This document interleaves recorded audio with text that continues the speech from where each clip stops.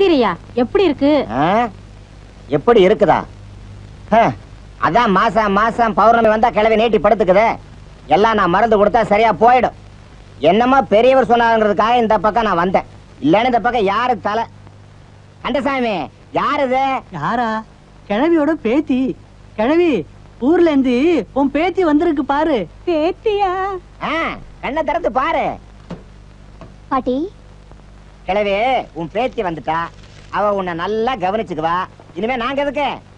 கிளம்புங்க பாட்டி, நாங்க வரோம். பாட்டி பாட்டிதான் பாட்டிதான். ஆனா உனக்கு இல்ல.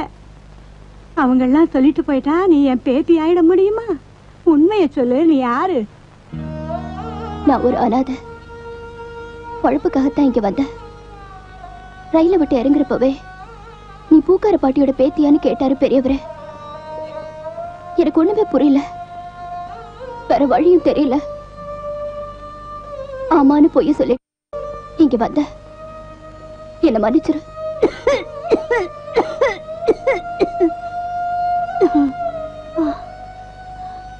அனாதைன்னு வந்துட்டேன். நானும் ஒரு அனாதை. அனாதைக்கு அனாதை ஒரு ஆதரவு. நான் செத்தா கூட கொல்லி போட ஆள் இல்ல. நீயாவது கடைசி வரைக்கும் இருந்துட்டு போ.